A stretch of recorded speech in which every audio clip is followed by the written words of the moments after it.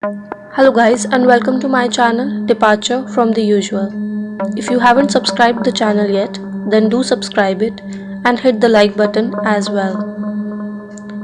So guys, today we are going to look at the case of Tara Calico and try to find out everything there is to know. She was an extrovert, an avid reader and a physically active girl. She worked as a bank teller and she was also studying to become either a psychologist or psychiatrist. She was disciplined and motivated, and she would never leave the house without telling her mother. On a beautiful sunny day of September 20, 1988, Tara Calico, who was 19 at that time, decided to go out for her daily bike ride at 9:30 a.m. in the morning. On this day, there was a slight change in her routine. Normally, she would ride with her mother, but there had been an incident where her mother had felt they were followed by a motorist and she no longer felt comfortable going along. She liked to listen to her Walkman during the ride. Tara regularly rode along Mexico State Road 47 as she liked to keep fit and even planned to play a few games of tennis with her boyfriend around lunchtime that same day. But she would never make it to her 12:30 tennis date or even her university class at 4 p.m. When Tara did not return, Patty went out to look for her, driving Tara's usual route.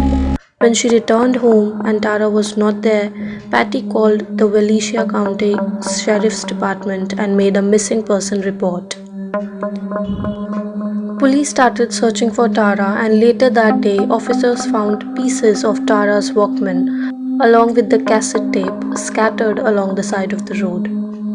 Tara and her bike were missing. Her mother was devastated by this incident and she searched endlessly for her missing daughter up until her death in 2006. She said that she thought that the broken Walkman was a trail or clue left behind Tara. She searched endlessly for her. And also, nothing was proving that Tara decided to disappear voluntarily, because nothing was missing from her room, rather everything was left behind. Also, she was doing very good in her life. She seemed to be on her track. She was very organized and she also did very good in school and university. She was also doing a part-time job and she was working towards a career in psychology. So overall, she was not facing any turmoil in her life that would provoke her to leave it all behind. After some time, witnesses came forward and they said that they saw an old model white or light colored pickup truck with a camper shell in the area of New Mexico 47. They said that they saw it following Tara on the return leg of her trip. Rene Rivera, sheriff of Valencia, also said in 2008 that several witnesses had told him that the two young men in the truck had been following Tara, trying to talk to her while grabbing at her, and the truck hit the bicycle, knocking her to the ground. And from there, the individuals took her. There had also been reports that Tara had been raped, stabbed to death, buried, and covered with slabs of concrete. In another story, Tara had been placed inside a freezer, all heartbreaking and traumatic for Tara's parents to hear. Police have dug up possible grave sites along Belen and in Valencia County with no results. But only one evidence. That was 9 months ago from the day Tara went missing. And it was found 1400 miles away in Florida. A woman finds a disturbing Polaroid picture in the car park of a convenience store in Florida. According to the woman, it was found on the ground where a white windowless van was previously parked. Now if we take a closer look at the picture, we can see that both the victims were gagged with duct tape and bound with their arms behind the backs. The photographs were in good conditions. Both victims faced the camera and appeared to be in the back of a van in obvious distress. So the question here is, could it be the same van that drove off that day that left this disturbing Polaroid behind? And we can also see a book lying next to the girl, and it was identified as My Sweet Audrina by V.C. Andrews. So why the book is significant? It was because V.C. Andrews was Tara Calico's favorite writer, and many believe that the girl in the photo is her, including her own mother. The woman who found the photograph also reported that she remembered the man driving as being in his 30s with a mustache.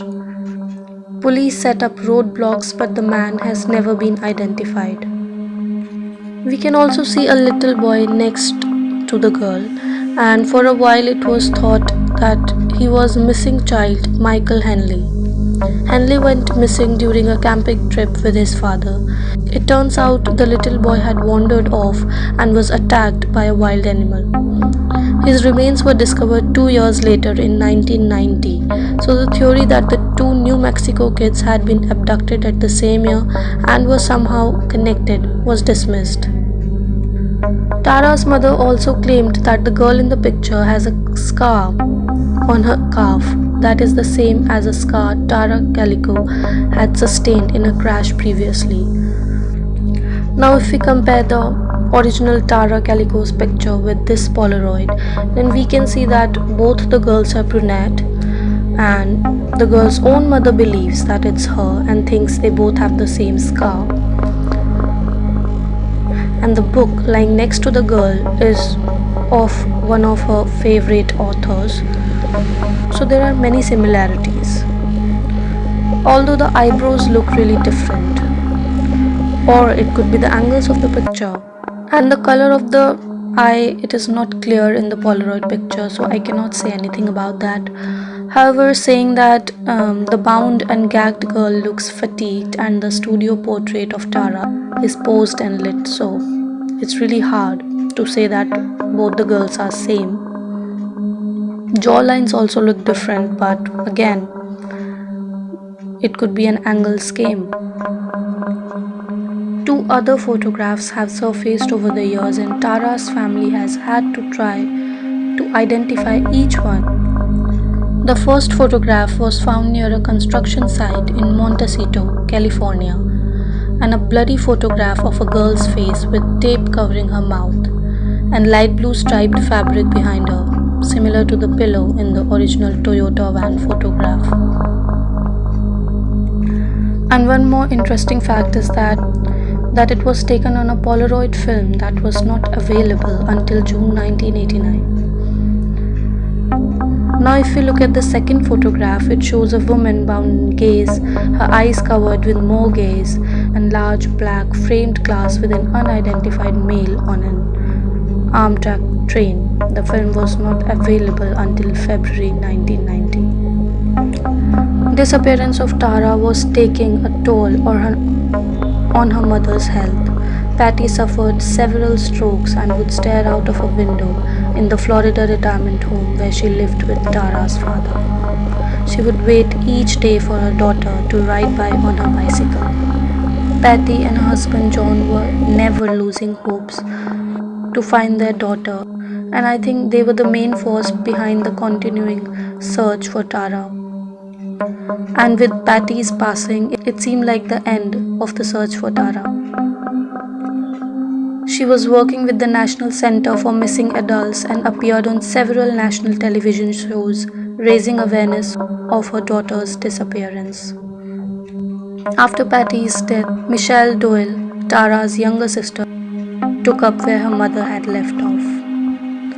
Michelle teamed up with Melinda, who had known Tara as a member of the Belen High School marching band, and now their common goal was to find Tara. Melinda began working on a documentary about Tara's disappearance, and she also launched a podcast related to the vanished Tara Calico investigation. In addition, Melinda and Michelle also launched a website.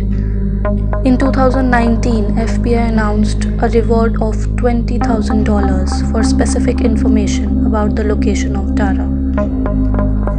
So, what actually happened to Tara Calico that day? The case remains unsolved. Neither of Tara's parents lived long enough to know what happened to her. So, what are your thoughts on this case? Write down in the comments below. And I'll meet you next time with another crime story. Until then, signing off.